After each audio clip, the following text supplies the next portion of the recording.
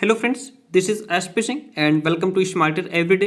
तो dear friend, आपकी आज क्लास नंबर 7 है इन्वायरमेंटल एजुकेशन की। ठीक है, इससे पहले 6 क्लासेस आपकी हो चुकी हैं और ये जो भी सिलेबस आप पढ़ रहे हैं वो कानपुर यूनिवर्सिटी के अकॉर्डिंग बीएड सेकेंड सेमेस्टर के लिए जो भी कंटेंट प्रेस्क्राइब्ड है कानपुर यूनिवर्सिटी की तरफ से वही आप पढ़ रहे हैं। ठीक है, एक्स्ट्रा आपको पढ़ने की कोई भी आवश्यकता नहीं है। तो ये जो भी कंटेंट है ये हम लोग कल पढ़ चुके थे। 1 से 50 क्वेश्चंस कल हम लोग कर चुके हैं, है ना। 50 क्वेश्चंस कल हम लोग कर चुके हैं और आज क्वेश्चन नंबर 51 से कंप्लीट करेंगे। चलिए, ठीक है। तो ये आपके क्वेश्चंस कितने हो गए थे? 50 क्वेश्चंस हो गए थे। देखिए, यहाँ तक हम लोगों ने पढ़ लिया था। अब देखिए आपके सामने क्वेश्चन नंबर 51, ठीक है, 51 से 102 तक, यानी कि 51 2 क्वेश्चंस हम लोग करने वाले हैं आज। और उससे पहले मैं आपको बता दूं कि जो मेरा दूसरा चैनल है वो एसपी सर ब्लॉग्स के नाम से है, लिंक डिस्क्रिप्शन बॉक्स में है। इंस्टाग्राम, इसका भी लिंक डिस्क्रिप्शन बॉक्स में दिया हुआ है और टेलीग्राम चैनल के साथ आप जुड़ सकते हैं, उसका भी लिंक डिस्क्रिप्शन बॉक्स में दिया हुआ है। और स्मार्टर एवरीडे के नाम से चैनल है हमारा। चलिए फिर शुरू करते हैं क्वेश्चन नंबर 51 से। देखिए, सभी क्लासेस अटेंड कीजिए, कोई भी क्लास आप मिस ना करें। निम्नलिखित में से कौन सा योजना पद्धति का सिद्धांत है? इसमें से कौन सा सिद्धांत है जो योजना पद्धति का है?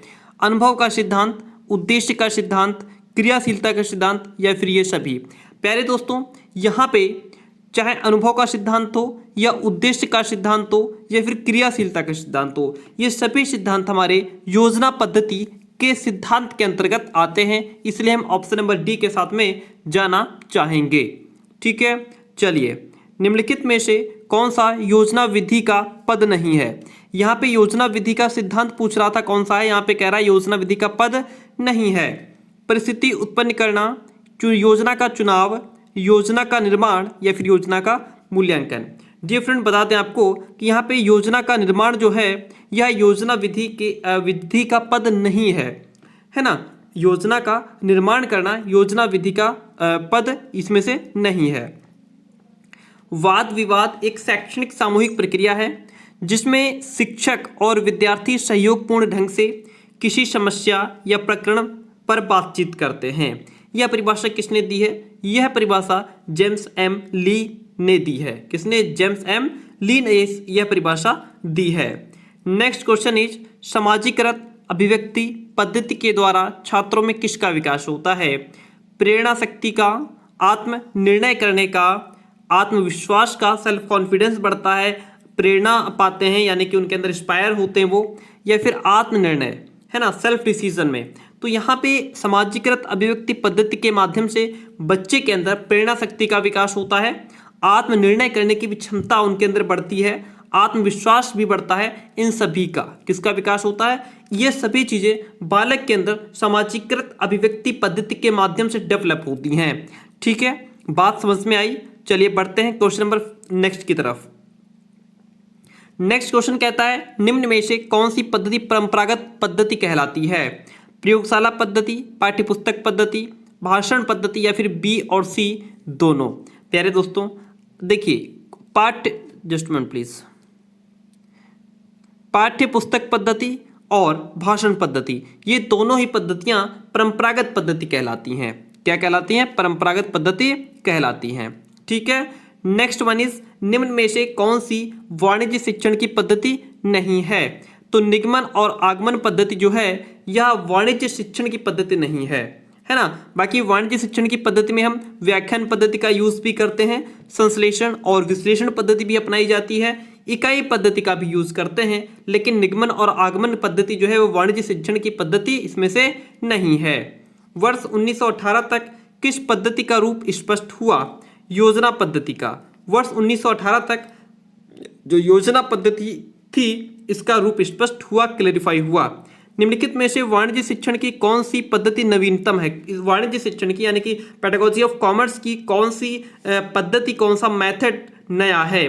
तो जो इकाई पद्धति है यह नई पद्धति है। पेडागोजी ऑफ कॉमर्स की जो इकाई पद्धति है वह नई पद्धति है, नवीन पद्धति है।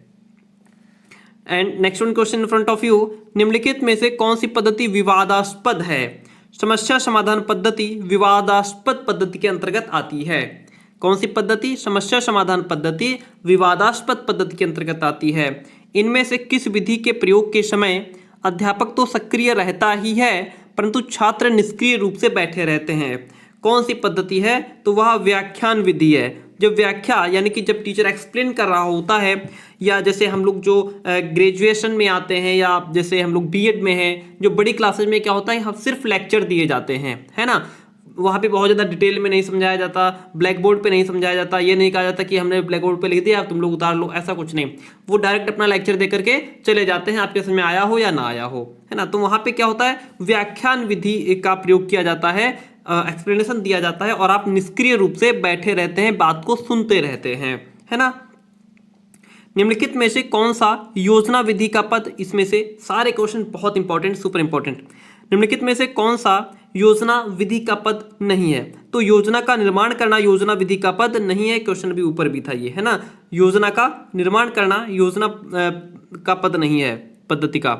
समाजीकृत अभिव्यक्ति पद्धति के द्वारा छात्रों में किसका विकास होता है? इन सभी का विकास होता है। फिर से क्वेश्चन रिपीट हो गया, आगे बढ़ जाते हैं। देखिए, खोज व्यूह रचना का विकास किसने किया था? खोज व्यूह रचना का विकास करने वाले जे.एस. ब्रूनर हैं। कौन है? जे.एस. ब्रूनर ने खोज व्यूह रचना का विकास किया था। मस्तिष्क प्रबल संवेदन आव्यूह का विकास किसने किया था? तो मस्तिष्क प्रबल संवेदन आव्यूह का विकास करने वाले कौन थे? ओसबर्न थे। कौन थे? ओसबर्न थे। कौन थे? ओसबर्न भी लिखा होगा, ओसबर्न भी लिखा हो सकता है। शिक्षण विधियों एवं शिक्षण व्यूह रचनाओं में अंतर होता है उद्देश्यों का। जो शिक्षण विधियां होती हैं यानी कि जो टीचिंग मेथड्स होती हैं और एवं जो शिक्षण व्यूह रचनाएं होती हैं उनमें सिर्फ उद्देश्यों का डिफरेंस होता है। किनका? उद्देश्यों का अंतर होता है। प्रभुत्ववादी शिक्षण आव्यूह में शामिल नहीं है, अनुवर्ग शिक्षण शामिल नहीं है, अभिक्रमित अनुदेशन शामिल नहीं है, ऐतिहासिक खोज या ये सभी शामिल नहीं है।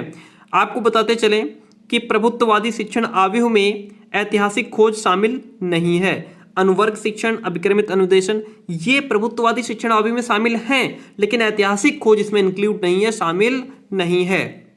प्रोजेक्ट पद्धति यानी कि जो प्रोजेक्ट मेथड है इसका सिद्धांत है स्वदेशीयता यानी कि उद्देश्य के सहित सामाजिक विकास, स्वतंत्रता। तो प्रोजेक्ट पद्धति के में स्वदेशीयता भी आती है, सामाजिक विकास भी आता है, स्वतंत्रता भी आती है, इसलिए हम ऑप्शन नंबर डी के साथ में जाना चाहेंगे। ठीक है, ये सभी इज द राइट आंसर। सुकरात का शिक्षण आव्यूह है प्रश्नोत्तर। कैसा है? प्रश्नोत्तर है। सुकरात का जो शिक्षण आव्यूह है वह प्रश्नोत्तर है। भ्रमण निम्न विधि का उदाहरण है। किसका उदाहरण है? तो जो भ्रमण है वह निरीक्षण विधि का उदाहरण है। जब आप भ्रमण पर निकलते हैं तो क्या करते हैं? निरीक्षण ही तो करते हैं, है ना। भ्रमण पर क्या करते हैं? आप निरीक्षण करते हैं। प्रोजेक्ट यानी कि योजना विधि के जन्मदाता कौन है? किलपैट्रिक। ये क्वेश्चन बहुत रिपीट होता है, बहुत पूछा जाता है। प्रोजेक्ट विधि जो है, प्रोजेक्ट मेथड, प्रोजेक्ट पद्धति कुछ भी पूछ सकता है। जैसे प्रोजेक्ट पद्धति पूछ लेगा, प्रोजेक्ट विधि पूछ लेगा, प्रोजेक्ट मेथड पूछ लेगा, प्रोजेक्ट योजना पूछ लेगा, कई नाम दे सकता है। इसके जन्मदाता किलपैट्रिक हैं।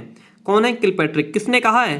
प्रोजेक्ट एक स्वदेशीय प्रक्रिया है जिसे मन लगाकर सामाजिक वातावरण में किया जाए, ऐसा किलपैट्रिक कहते हैं। कौन कहते हैं? किलपैट्रिक ऐसा कहते हैं कि जो प्रोजेक्ट है वह एक स्वदेशीय प्रक्रिया है जिसे मन लगाकर के सामाजिक वातावरण में किया जाए। क्षेत्राटन विधि की विशेषता इसमें से नहीं है। समय की बचत करना क्षेत्राटन विधि की विशेषता नहीं है, जबकि छात्रों में उत्साह पैदा करना, छात्रों में ज्ञान की वृद्धि करना, समाज और घर में उत्तम संबंध स्थापित करना, यह क्षेत्राटन विधि की विशेषता में शामिल होते हैं या आते हैं। क्षेत्राटन विधि की विशेषता इसमें से नहीं है। यही वह विधि जो ज्ञानेंद्रिय से सीखने की विधि है, जो ज्ञानेंद्रियों से आप सीखते हैं, भ्रमण विधि है। कौन सी विधि है? भ्रमण विधि। समस्या समाधान विधि के कितने सोपान हैं? 5। समस्या समाधान विधि के कितने सोपान हैं? 5। समस्या समाधान विधि के 5 सोपान हैं। योजना और समस्या समाधान विधि में किसका अंतर होता है? निष्कर्षों की दृष्टि में अंतर है। निष्कर्षों की दृष्टि में योजना और समस्या समाधान जो विधि है उसमें निष्कर्षों की दृष्टि में यानी कि पॉइंट ऑफ कंक्लूजन की तरफ से उसमें अंतर होता है ना। किसकी दृष्टि में? निष्कर्षों की दृष्टि में, यानी कि पॉइंट ऑफ इसमें निष्कर्षों कंक्लूजन बोल रहे हैं, कंक्लूजन। ठीक है, निष्कर्ष मतलब कंक्लूजन। चलिए आगे बढ़ जाते हैं। देखिए, योजना विधि के जनक किस देश के हैं? योजना विधि, प्रोजेक्ट मेथड कौन है? किलपैट्रिक हैं। अभी हम लोगों ने पढ़ा योजना विधि के कौन है? किलपैट्रिक हैं। और कहाँ के, किस देश के हैं ये अमेरिका के हैं किलपैट्रिक। छोटे बच्चों के लिए उपयुक्त मानी जाती है समस्या समाधान विधि। छोटे बच्चों के लिए प्रॉब्लम सॉल्विंग मेथड ज़्यादा उपयुक्त माना जाता है। वायुमंडल में ओजोन परत कहाँ विद्यमान है? समताप मंडल में। हरित प्रभाव का मुख्य कारण क्या है? हरित प्रभाव का मुख्य कारण कार्बन डाइऑक्साइड है। हरित प्रभाव का मुख्य कारण क्या है? Carbon dioxide. हरित प्रभाव का मुख्य कारण क्या है? Carbon dioxide. ओजोन छिद्र का मुख्य कारण क्या है? ओजोन छिद्र का मुख्य कारण क्लोरोफ्लोरोकार्बन्स। ओजोन छिद्र का मुख्य कारण क्लोरोफ्लोरोकार्बन्स हैं। ठीक है, चलिए आगे बढ़ जाते हैं। नेक्स्ट क्वेश्चन, कौन सी गैस वायुमंडल में मिलने पर अम्लीय वर्षा का कारण बनती है? कल ही आपको बताया था। सल्फर डाइऑक्साइड के गैस के मिल जाने से जो बारिश होती है वो अम्लीय हो जाती है, जिसको हम अम्लीय वर्षा कहते हैं। सल्फर डाइऑक्साइड और नाइट्रोजन डाइऑक्साइड के मिलने से जो बारिश है वो अम्लीय हो जाती है। वनों के विनाश को क्या कहते हैं? मरुस्थलीकरण, विलुप्ति, वनोन्मूलन या फिर मृदा अपरदन। तो यहाँ पे वनों के विनाश को वनोन्मूलन कहते हैं। क्या कहते हैं? वनों के विनाश को वनोन्मूलन कहते हैं। वनों के पारिस्थितिक उपयोग हैं भूमि की सुरक्षा, वर्षा, प्रदूषण को कम करना। तो वनों के पारिस्थितिक उपयोग ये सभी हैं। ठीक है, वन है तभी भूमि सुरक्षित है, बारिश भी होती है, प्रदूषण भी कम होगा। वनों के ज़्यादा से ज़्यादा कटने की वजह ही प्रदूषण भी बढ़ रहा है। अगर वन ना कटें, जंगल ना कटें, पेड़ पौधे ना कटें तो इतना ज़्यादा प्रदूषण नहीं होगा। वनोन्मूलन का कारण क्या है?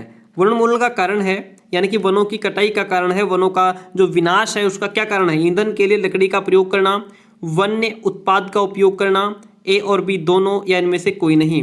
तो वनों का जो विनाश हो रहा है उसका मेन कारण है लोग ईंधन के लिए लकड़ी लाते हैं, यानी कि पेड़ों को काटते हैं, वन्य उत्पाद का उपयोग करते हैं। ऑप्शन ए और बी दोनों यहाँ पे सही है।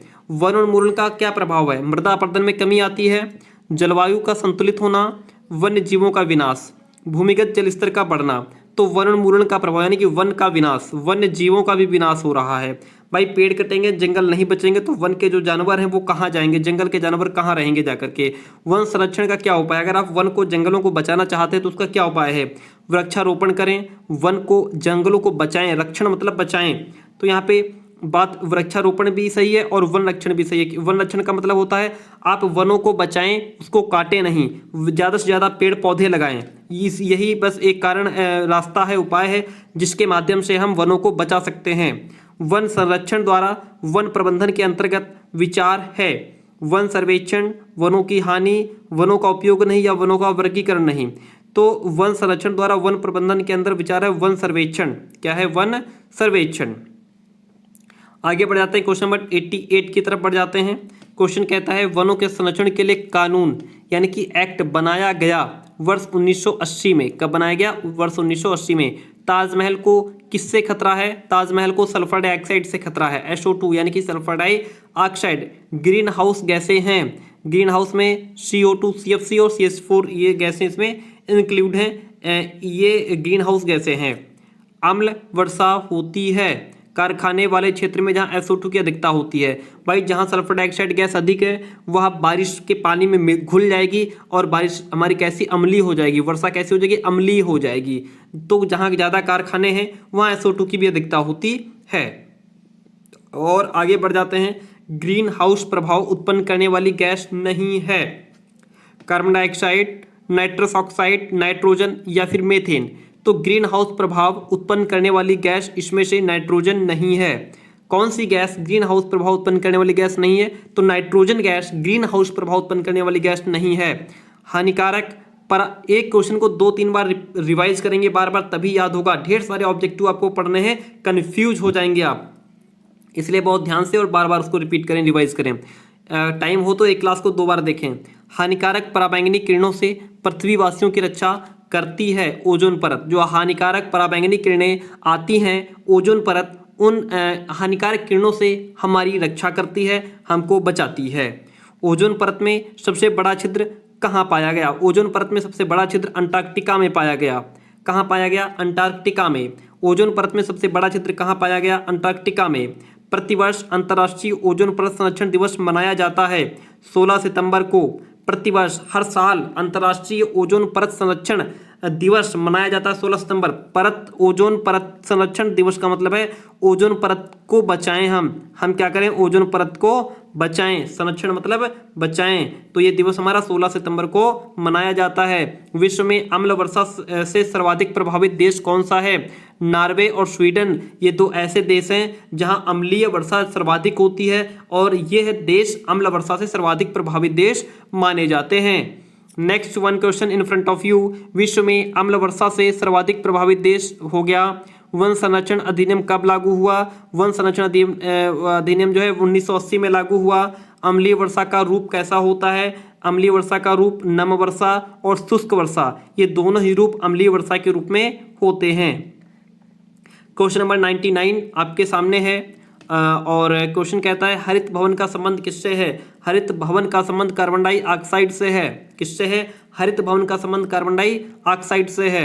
क्लास कैसी रही कमेंट जरूर करें। एक लाइक एक कमेंट आपसे जरूर चाहिए। जो मेरा ब्लॉग चैनल है लिंक डिस्क्रिप्शन बॉक्स में है, मुझे फॉलो करने का कष्ट करें। इंस्टाग्राम यहाँ भी आप मुझे फॉलो कर सकते हैं, टेलीग्राम यहाँ भी आप जुड़ सकते हैं, तीनों की लिंक डिस्क्रिप्शन बॉक्स में दी हुई है। ठीक है, और देखता हूँ कितने लोग लाइक और कितने कमेंट्स करते हैं। आप सभी के कमेंट्स मेरे तक पहुँचते हैं, मैं रिप्लाई नहीं कर पाता हूँ, उसके लिए सॉरी, क्योंकि ढेर सारे सब्जेक्ट पढ़ाने होते हैं तो कंटेंट भी ढूंढना होता है, तो उसके लिए सॉरी। ठीक है, बाकी मैं रीड सारे कमेंट करता हूँ। ओजोन छिद्र से प्रभाव होता है, पृथ्वी का तापमान भी बढ़ता है, समुद्र का जलस्तर भी बढ़ता है और मौसम भी परिवर्तन होता है। किससे? ओजोन छिद्र से। ओजोन छिद्र से पृथ्वी का तापमान भी बढ़ता है, टेम्परेचर बढ़ता है, समुद्र का जलस्तर बढ़ जाता है, मौसम परिवर्तन होता है। तो ये सभी प्रभाव देखने को हमको मिलते हैं। ओजोन छिद्र स्थित है कहाँ? उत्तरी ध्रुव पर और दक्षिणी ध्रुव दोनों पर। उत्तरी जो ओजोन छिद्र है वह उत्तरी और दक्षिणी दोनों ध्रुव पर स्थित है। अम्लीय वर्षा से प्रभावित होता है, जलमंडल भी प्रभावित होता है, जीव मंडल भी प्रभावित होता है, भवन और मूर्तियां भी प्रभावित होती हैं अम्लीय वर्षा से। तो डी ऑप्शन ए, ये सभी option number D is the right answer. प्यारे दोस्तों, क्लास कैसे रही कमेंट करके जरूर बताइए। थैंक यू, मिलते हैं बहुत जल्दी नेक्स्ट क्लास में। Please like, please comment.